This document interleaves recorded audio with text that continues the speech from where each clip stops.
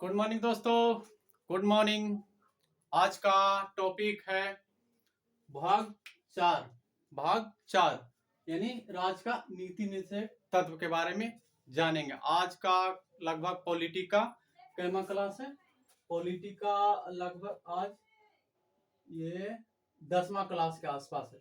लेकिन मैं आपको बताना चाहता हूं कि इस टॉपिक से स्टार्ट करने से पहले मैं आपको बताना चाहता हूं कि आज 5 सितंबर यानी शिक्षक दिवस के रूप में मनाया जाता है। ठीक है, जो कि सर्वपल्ली राधाकृष्ण के जन्म के अवसर पर। ठीक है, उसके बारे में थोड़ा सा हम चर्चा कर लेते हैं, फिर हम अपने टॉपिक पे चले आते हैं। ठीक है, जिसके बारे में सर्वपल्ली राधाकृष्ण जो हमारे भारत के जो दूसरे राष्ट्रपति के पद पर ग्रहण किए थे। ये 1962 में ग्रहण किया, यानी राष्ट्रपति के पद पर 1962 से 1976 तक रहे थे। ठीक है, ये सर्वपल्ली राधाकृष्ण है।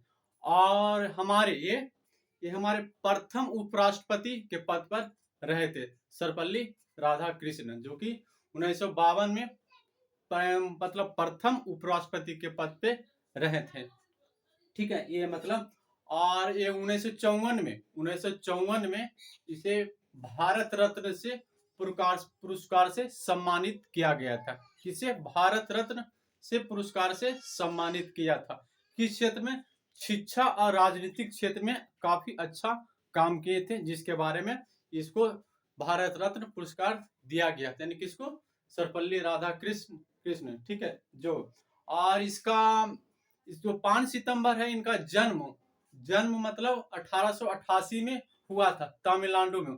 उसी के शुभ अवसर पर जो कि हम लोग शिक्षक दिवस मनाते हैं। ठीक है, यानी सर्वपल्ली राधाकृष्ण के जन्म के अवसर पर यानी हम लोग शिक्षक दिवस मनाते हैं। इनका जन्म 5 सितंबर 1888 में कहा हुआ था? तमिलनाडु में हुआ था। कहा हुआ था? तमिलनाडु में हुआ था। और इसका माता का नाम क्या था? बीरा स्वामी। इसका पिता का नाम क्या था? बीरा स्वामी। इसके पिता का क्या नाम था? बीरा स्वामी। इसने मतलब जानते हो 1949 में 1952 तक रूस एक मॉस्को जगह है। ये मतलब काम कर चुके थे किस क्षेत्र में? राजदूत के क्षेत्र में। किस क्षेत्र में? राजदूत के क्षेत्र में ये काम कर चुके थे। ठीक है जी। और इसकी मृत्यु मतलब 17 अप्रैल 1975 को हो गई थी। ये थोड़ा सा हमने आज शिक्षक के दिवस पे तौर पर जो हमने 5 सितंबर सर्वपल्ली राधाकृष्ण के बारे में जानकारी लिए। आइए हम अपने टॉपिक पे आ जाते हैं। ठीक, आज मेरा टॉपिक क्या है? राज्य के नीति निर्देशक तत्व यानी भाग 4 पॉलिटी का क्लास। ठीक है, यानी भारतीय राज्य व्यवस्था के बारे में एक बारे में जानते हैं। यानी राज्य का नीति निर्देशक तत्व क्या है? पहला नंबर जहां समझते हैं कि राज्य का नीति निर्देशक तत्व क्या है। ठीक है, ये राज्य का नीति निर्देशक तत्व क्या है, ये भाग 4 में हमारा वर्णन। कहने का अर्थ हुआ कि जो राज्य सरकार जो नियम लाएगा, उस नियम को राज्यवासियों को क्या करना पड़ेगा? मानना पड़ेगा। और जो योजना लाएगा, उस योजना को राज्य सरकार वासियों को उसको लाभ उठाया जाएगा। जैसे क्या राज्य सरकार लाती है योजना? कभी कभी क्या लाती है? वृद्धा पेंशन लाती है, इंदिरा आवास योजना लाती है। इस तरह से कई प्रकार की योजना लाती है। वृद्धा पेंशन लाती है, विधवा पेंशन लाती है, बहुत सारा ऐसे योजना लाती है, जो उस योजना को राज्य सरकार यानी राज्यवासियों को प्राप्त होता है। ठीक है, इसको हम एक एक पॉइंट से एक बारीक से हम समझते हैं, एक अनुच्छेद के माध्यम से इसको समझते हैं। ठीक है, भाग 4 में राज्य का नीति निर्देशक तत्व के बारे में। ठीक है, ये कहा गया कि राज्य की नीति निर्देशक तत्व कहां से लाया गया? किस देश से अपनाया गया? किस देश से अपनाया गया था? आयरलैंड के देश से अपनाया गया। किस देश से अपनाया गया? आयरलैंड के देश से अपनाया गया। ठीक है, किस देश से अपनाया गया? आयरलैंड के देश से अपनाया गया। और आयरलैंड किस देश से लिया है? स्पेन देश से लिया। किस देश से लिया? स्पेन देश से अपना लिया। ठीक है, ये आयरलैंड। ठीक है, ये कहा गया। और राज्य के नीति निर्देशक तत्व यानी अनुच्छेद 36 से 51 तक वर्णित है। कितना? अनुच्छेद 36 से 51 तक वर्णित है, जिसको एक एक पॉइंट से एक अनुच्छेद से माध्यम से कि राज्य का निर्देशक तत्व के क्या क्या योजना लाती है, जिसके बारे में जानते हैं। ठीक है, पहला नंबर 36 में क्या कहता? अनुच्छेद 36 क्या कहता है, जिसके बारे में 36 कहता है, राज्य की परिभाषा, यानी राज्य की परिभाषा, यानी कि राज्य की परिभाषा कैसा होगा, कैसा होगा तो लोकतांत्रिक होगा। कैसा होगा, राज्य की परिभाषा लोकतांत्रिक होगा, यानी लोगों को द्वारा चुना गया सरकार के हिसाब से काम करेगा। ठीक है, ये हमारे अनुच्छेद 36 में बतलाते कि हमारे जो सरकार होगी वो जनता के द्वारा चुना हुआ होगा, ना कि मतलब राजतंत्र के नियम होगा, न, यानी लोकतंत्र के द्वारा होगा, यानी जनता के द्वारा चुना हुआ सरकार के गठन होगा हमारी सरकार। ठीक है, ये अनुच्छेद 36 बतलाती है। ठीक है, और अनुच्छेद 37, अनुच्छेद 37 इसको थोड़ा अच्छी से समझिएगा। अनुच्छेद 37 क्या कहती है, जब कोई भी राज्य सरकार योजना लाती, क्या लाती, योजना लाती है, और इस योजना को आपको लाभ नहीं प्राप्त होता, यानी उस योजना को आपको नहीं मिल पाता है, तो आप सुप्रीम कोर्ट नहीं जा सकते। कहने का अर्थ हुआ कि जिसे हमारा मौलिक अधिकार होता है ना, मौलिक अधिकार को कोई उल्लंघन करता है, ठीक है, उल्लंघन करता है, तो हम कहाँ चले जाते हैं, सुप्रीम कोर्ट में दर्ज करने चले जाते हैं, और हाई कोर्ट में जाके हम अपना केस दर्ज करते हैं कि हमारा मौलिक अधिकार का उल्लंघन कर रहा। ठीक उसी प्रकार राज्य सरकार जो योजना लाएगी, क्या लाएगी, योजना लाएगी, उस योजना को आपको नहीं प्राप्त होता तो आप मतलब सुप्रीम कोर्ट नहीं जा सकते।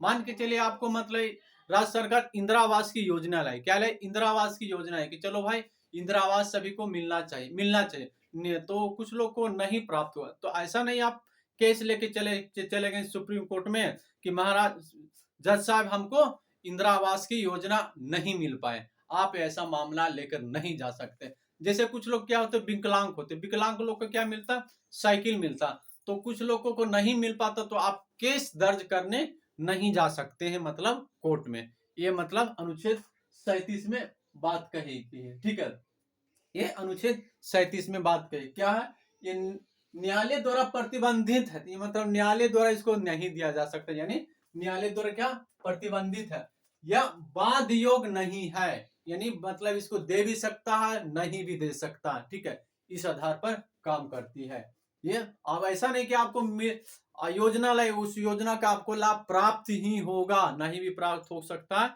तो आप मतलब कोर्ट में नहीं जा सकते, अनुच्छेद 37 बतलाती है। ठीक है, आइए देखते आगे देखते हैं। 38 अनुच्छेद क्या कहता है, लोक कल्याण के लिए, लोक कल्याण के जो हमारी राज्य सरकार होगी, लोक कल्याण के लिए मतलब कुछ योजना लाएगी, क्या लाएगी, योजना लाएगी। इस योजना जैसे हमारा जो राज्य सरकार हो लोक कल्याण के हिसाब से काम करे, यानी लोगों को कल्याण के हिसाब से काम करेगी, क्या करेगा, लोगों के कल्याण के हिसाब से काम करेगी। जैसे क्या करेगा, राशन कार्ड बनाएगी, तो राशन कार्ड बनाने मतलब इस आधार पर से हमारा राज्य सरकार काम करेगी। ठीक है, अगर किसी को राशन कार्ड नहीं मिलता है तो आप सुप्रीम कोर्ट में केस दर्ज नहीं कर सकते। यह अनुच्छेद 37 में जिक्र कर दिया। निर्धन यानी गरीब वर्ग के लोग को मतलब राशन कार्ड की सुविधा मिल सकती है। और इंदिरा आवास क्या करेगी, इंदिरा आवास भी मतलब ऐसे लोक कल्याण की काम करेगी।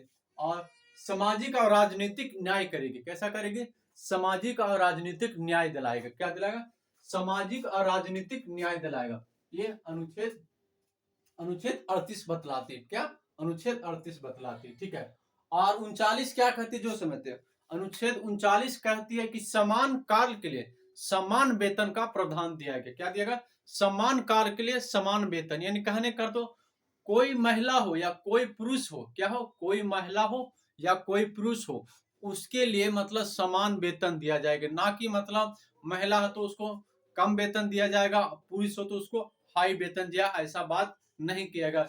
जो निम्न वर्ग के लोग हैं उसको कम वेतन दिया जाएगा, जो उच्च जाति के लोग उसको हाई वेतन दिया जाए, ऐसा बात नहीं कही।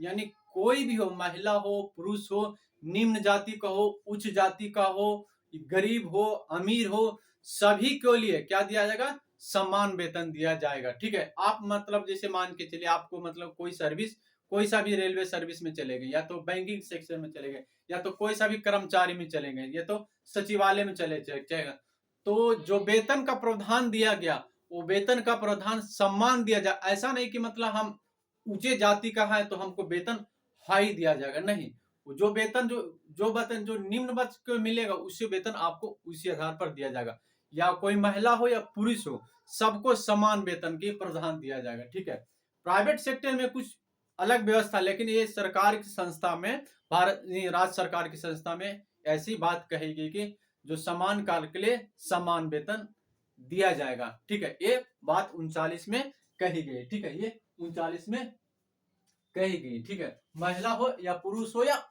निम्न जाति हो या उच्च जाति हो या गरीब हो या अमीर हो, कोई भी हो, उसको समान काल के लिए समान वेतन दिए जाएंगे, राज्य सरकार बतलाती। ठीक है, और 39 के ए में, यानी 39 के का बोलिए, ए बोलिए, ये भी कहा गया है कि निशुल्क कानून सहायता मिलेगा। ठीक है, क्या निशुल्क कानून सहायता मिलेगा, यानी आपको कानून की मदद लेना चाहते तो अनुच्छेद 39 के ए या क में बताया गया है कि आपको निशुल्क सहायता दिया जाएगा। ऐसा नहीं कि आपको सरकार से मतलब कानून से सहायता मांगने जाते हैं तो आपको मतलब पैसे का या मनी का डिमांड करेगा, ऐसा नहीं करेगा। अगर वो करता है तो प्रशासन के खिलाफ एक गैर कानूनी समझा जाएगा। ठीक है, ये 39 के का यह ए में बताया गया। ठीक, यानी निशुल्क सहायता की बात कही गई। ठीक है, ये सन, और आपको तो पता ही है कि मतलब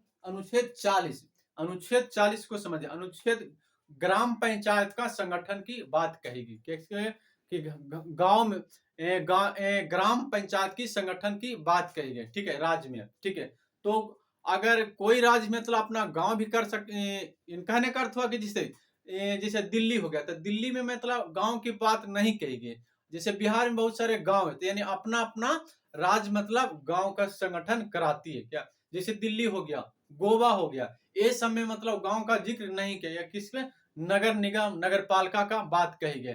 लेकिन अपना राज्य मतलब गांव बना सकती है, नाम दे सकती है। जैसे देखते आपने अपने शहरों में यानी गांव में पहले देखते तो क्या होती थी, पहले मुखिया का चुनाव होती थी, और मुखिया से धीरे जैसे जैसे विकसित हो जाती तो किसको वार्ड की सदस्य होते हैं, उसके बाद वार्ड सदस्य से विकसित विकसित नगर पालिका का सदस्य होते, यानी नीचे लेवल से ऊपर लेवल तक चली जाती है तो वो गांव का लेवल समाप्त हो जाती है, यानी वार्ड से नगर पालिका में चली जाती है। इस तरह से बात कहेगी।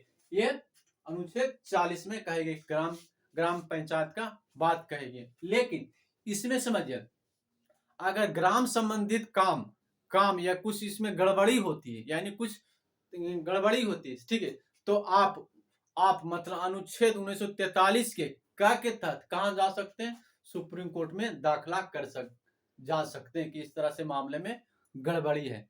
ठीक है, ये बात कही गई 1976 के संशोधन में बात रखी गई थी कि ग्राम पंचायत संबंधित कोई काम गलत होती है तो आप मतलब सुप्रीम कोर्ट में दायर कर सकते हैं। अनुच्छेद 243 के क में जोड़ा गया था 42वां संविधान संशोधन 1976 को।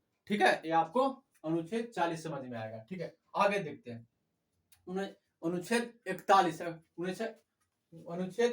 में कहा गया जिसमें कुछ दशाओं में सरकारी सहायता, यानी कुछ दशाओं में आपको राज्य सरकार सरकारी सहायता दे सकती है। क्या दे सकते हैं, सरकारी सहायता देती है। क्या कुछ दशाओं में। ठीक है, जैसे देखिए क्या देती है आपको, वृद्धा पेंशन देती है, क्या देती है, वृद्धा पेंशन देती है, छात्रवृत्ति योजना छात्रवृत्ति देती है ना, मतलब छात्र ये राज्य सरकार देती है। जैसे आप लोग अभी बिहार में देखते हैं कि जो लोग मतलब महिला कैंडिडेट लोग होते हैं जो ग्रेजुएशन पास करते हैं या ग्रेजुएशन पास करती हैं तो उसको मतलब एक छात्रवृत्ति योजना देता है। ठीक है, इस तरह से कई सारे योजना निकालती, वृद्धा पेंशन हो गया, विधवा पेंशन हो गया। ठीक है, और विकलांगों की सहायता देती है। ठीक है, ये कुछ दशाओं में देती है। ठीक है, ऐसा नहीं कि मतलब सभी को देगा, लेकिन कुछ दशाओं में कुछ दशाओं का अर्थ कहने का मतलब कुछ लेवल तक जाने के बाद ही मतलब आपको ऐसा सहायता मिलेगा। ऐसा नहीं कि मतलब हमको छात्रवृत्ति योजना चाहिए, जब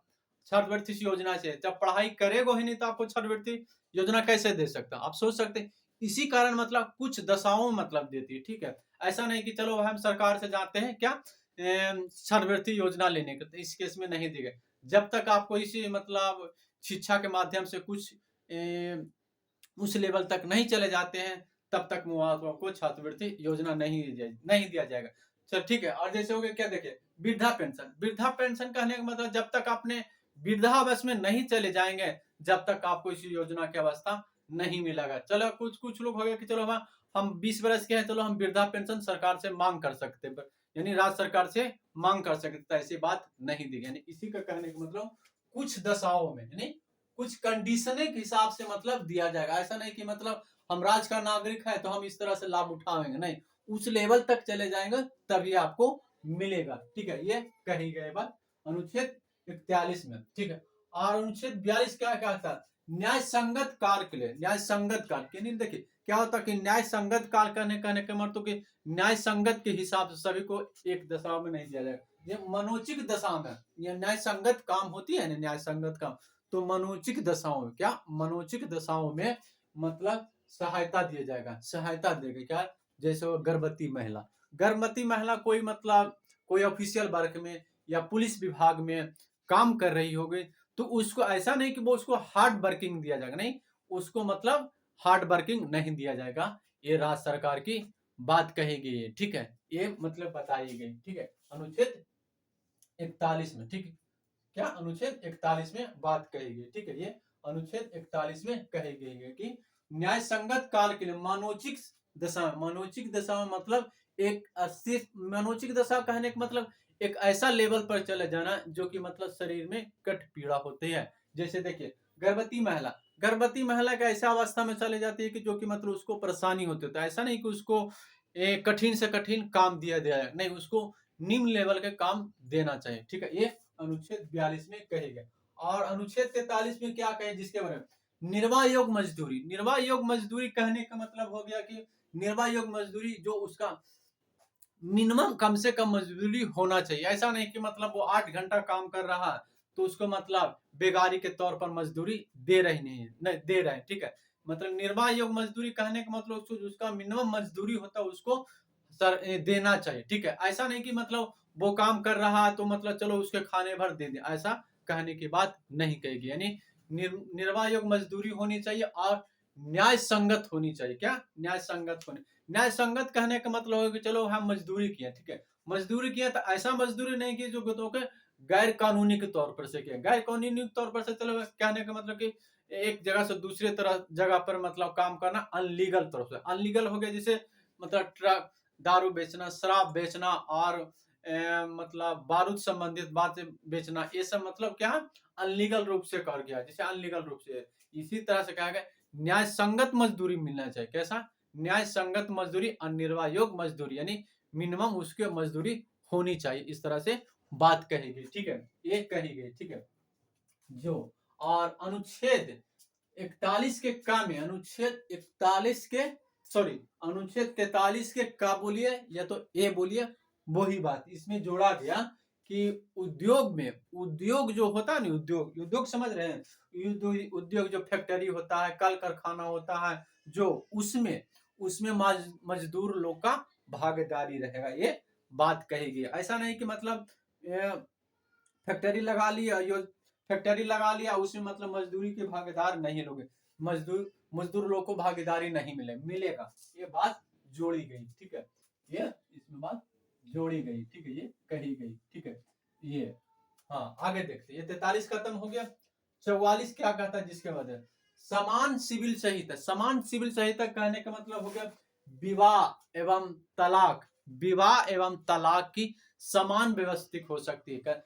मतलब ठीक है, विवाह एवं तलाक की समान व्यवस्था दिया जाए। कहने का तो समान सिविल संहिता, यानी आप कोई सा भी रीति रिवाज से विवाह कीजिए, शादी कीजिए। ठीक है, कोई सा भी रीति रिवाज से, हिंदू हो, मुस्लिम हो, धर्म हो, सिख हो, ईसाई हो, कोई सा भी धर्म से आप शादी कर लीजिए, कोई सा भी रीति रिवाज से कर ले, जब आपकी तलाक की बात आएगी तो एक ही बात से जो समान सिविल संहिता के हिसाब से आपको तलाक दिए जाएगी। ठीक है, उसके विवाद को निपटारा किया जाएगा। ठीक है, आप ऐसा नहीं कि मतलब कोई सिख धर्म के किए रीति रिवाज से उसके लिए तलाक व्यवस्था अलग होगी।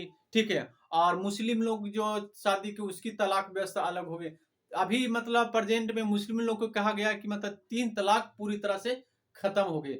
ये खत्म कर 3 तलाक कहने का अर्थ हो गया कि जैसे कोई भी पुरुष या महिला 3 बार तलाक तलाक बोलने से तो क्या वो गिने जाते थे, उससे कि मतलब तलाक पारित कर दिया जाता था। ये मुस्लिम धर्म में कहा गया था, लेकिन ये खत्म कर दिए गए। अब सभी के लिए क्या हो गई, समान सिविल संहिता की बात कही जाए। आप कोई सा भी रीति रिवाज से विवाह कीजिए, कोई सा भी मतलब धर्म है जो आप शादी कीजिए, विवाह कीजिए, चाहे हिंदू हो, चाहे मुस्लिम हो, चाहे सिख हो, चाहे ईसाई हो, किसी से भी धर्म से आप विवाह कीजिए यानी शादी कीजिए, ठीक है। तो आप जबकि तलाक होगी, विवाद होगा, तो उसका निपटारा करने के लिए एक कानून व्यवस्था बताई गई है। अनुच्छेद 44 में इसका राज्य सरकार का वर्णन बतलाता है, ठीक है। ये अनुच्छेद 45 देख समझते हैं। अनुच्छेद 45 क्या कहता है? अनुच्छेद 45 कहता है कि 6 वर्ष तक के बच्चों को, कम से कम 1 से 6 वर्ष, 6 वर्ष तक बच्चों को स्वास्थ्य का यानी स्वास्थ्य का ध्यान देना सरकार के मतलब सरकार की बात रखेगी। जैसे देखिए, जब बच्चा को आप मतलब कहीं सरकारी हॉस्पिटल में टीका दिलवाने जाते हैं तो क्या आपसे पैसे का जिक्र करती है? नहीं करती है। ये इसका राज कल्याण यानी कल्याण की बात कर रहे हैं, ठीक है। यानी 6 वर्ष तक के बच्चों को स्वास्थ्य के लिए ध्यान मतलब रखना राज्य सरकार की ये कर्तव्य की बात के ये काम करती है, ठीक है। ये बात कहेंगे, ठीक है। ये राज्य सरकार काम करती है। और 6 साल से 14 साल बच्चे को 6 साल से 14 साल तक बच्चों को निःशुल्क शिक्षा मिलेगी। क्या मिलेगी? निःशुल्क शिक्षा मिलेगी। क्या मिलेगी? निःशुल्क शिक्षा मिलेगी। ये अनुच्छेद 45 में कहेगी यानी 6 वर्ष के बच्चों तक निःशुल्क मतलब 6 वर्ष के बच्चों के स्वास्थ्य पर ध्यान देने की बात कहिएगा। और 6 साल से 14 साल के बच्चों को निःशुल्क शिक्षा व्यवस्था की बात कही गई, ठीक है। और अनुच्छेद 46 क्या कहता है? अनुच्छेद 46 क्या कहता है? एसटी ओबीसी और एससी की किसके बात के आरक्षण की बात कही गई। यानी मतलब जो एसटी लोग होगा उसके लिए थोड़ा सा आरक्षण की बात कही गई है, ओबीसी हो गया उसके लिए आरक्षण की बात कही गई, एससी हो गया उसकी आरक्षण की बात कही गई अनुच्छेद 46 में। अनुच्छेद 46 में, ठीक है। आगे देखते हैं। आगे देखते 47 देखिए बहुत ही इंपॉर्टेंट है, बराबर एग्जाम में पूछते हैं। जो भी मादक पदार्थ है, मानी मादक पदार्थ कहने का मतलब जो नशीला पदार्थ है यानी नशीला पदार्थ, तो राज्य सरकार चाहे तो वो प्रतिबंधित कर सकता। क्या कर सकता? प्रतिबंधित कर सकता। इसमें केंद्र सरकार हस्तक्षेप नहीं कर सकता। क्या? हस्तक्षेप नहीं कर सकता। ऐसा नहीं कि मतलब अपने राज्य में शराब बंदित कर दे तो केंद्र सरकार उस पर प्रतिबंध लगा सकता, नहीं, ये कर सकता। जैसा कि देखा गया बहुत सारे राज्यों में मतलब कि कहीं शराब बंदी है तो कहीं शराब लागू है, ठीक है। अभी जैसे देख लेते हैं गुजरात में क्या शराब बंदी है, ठीक है। गुजरात में शराब बंदी है, बिहार में शराब बंदी है, और ऐसे कई से राज्यों में देखते हैं तो जैसे हो गया झारखंड हो गया, गुजरात में झारखंड हो गया, और दिल्ली हो गया, और राजस्थान हो गया। ऐसे कई राज्यों में मतलब ये मतलब क्या शराब मतलब लागू है, लेकिन अपने अपनी सरकार शासन व्यवस्था चलाने के लिए ऐसा नियम ला सकती है कि हम अपना राज्य में नशीला पदार्थ संबंधित को हम लागू नहीं कर सकते। कुछ लोग लागू कर सकते हैं, कुछ लोग नहीं भी लागू कर सकते हैं। तो इस केस को मामला को हम लोग सुप्रीम कोर्ट में मामला में नहीं ले जा सकते कि देखिए यहाँ मतलब शराब लागू है, अगले राज्य में जो अलग राज्य है उसमें मतलब शराब बंदी। इस तरह से मामलों को होता है ना कि आपको सुप्रीम कोर्ट में ले जा सकते, नहीं ले जा सकते। इस तरह से पहले ही बता दिया कि आप सुप्रीम कोर्ट में नहीं ले जा सकते, ठीक है। आगे देखते हैं 48 क्या कहता? कृषि पशुपालन।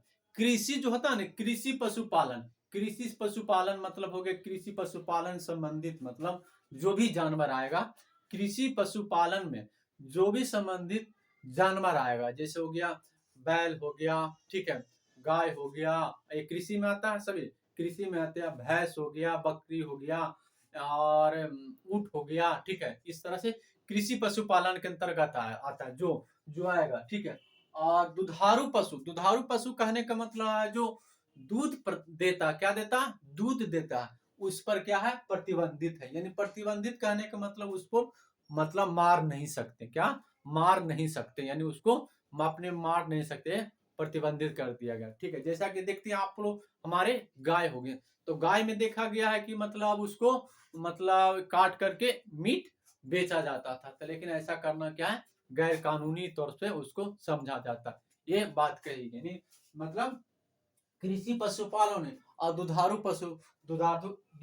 पशु जो दूध देता है, उस पर मतलब आप मतलब उसको मृत्यु नहीं दे सकते, यानी मार नहीं सकते, ये बात कहेगी। ठीक है, ये 48 में कहेगी। ठीक है, और 48 में क्या कहेगा जिसके बारे में देखते हैं। 48 में क्या कहेगा, 48 में पर्यावरण पर्यावरण और वन जीव संरक्षण के करना हमारा क्या है, कर्तव्य है।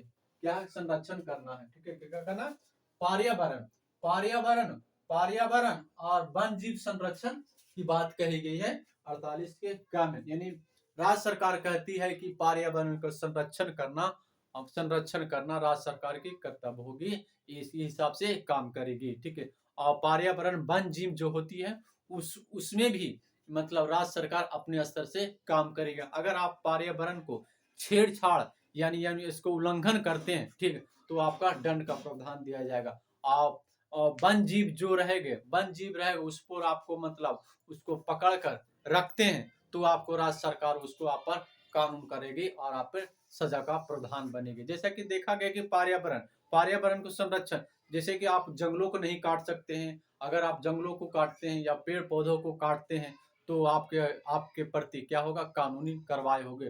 और जैसे जंगली पशु हो गया, वन पशु हो गया, तो आप उसको पकड़ कर करके बांध कर रखते हैं, ठीक है, तो आपके प्रति एक गैर कानूनी रूप से समझा जाएगा। ये 48 में कहा गया। ठीक है, और 39 समझते हैं, देखते हैं 39 में राष्ट्रीय स्मारक की संरक्षण की बात कही गई।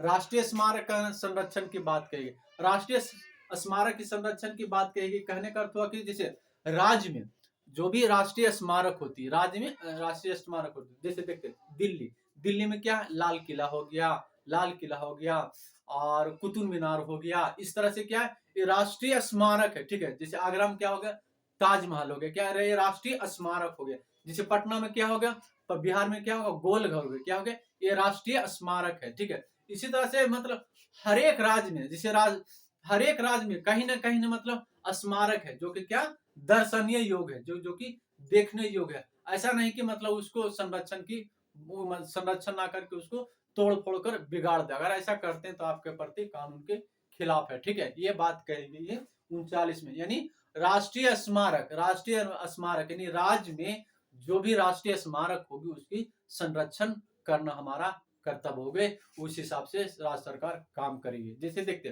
देखते क्या, अभी हमारा बिहार में क्या, पटना में एक गोलघर है, क्या है, गोलघर है, क्या राष्ट्रीय स्मारक है। और चले जाए दिल्ली में क्या है, कुतुब मीनार है, क्या कुतुब मीनार है, तो कुतुब मीनार क्या है, ये राष्ट्रीय स्मारक है। ठीक है, ये और चले जाए कहाँ, लाल किला, दिल्ली में लाल किला, ये क्या कोई मतलब राष्ट्रीय स्मारक है। इसी तरह से हर एक राज्यों में कहीं ना कहीं ये स्मारक के रूप में दिखती है, तो राज्य सरकार उसको संरक्षण के रूप में काम करेगी। ठीक है, अगर उसको संरक्षण से आप दुरुपयोग करते हैं तो आप उसको सजा का प्रावधान करेंगे। ठीक है, आगे देखते हैं 50 क्या कहता है, कार्यपालिका न्यायपालिका से अलग होगी। क्या होगी, क्या कार्यपालिका न्यायपालिका से अलग होगी। कहने का अर्थ हो गया कि जो कार्यपालिका और न्यायपालिका जो पहले संगत रूप में काम करते, क्या करते थे, संगत रूप में।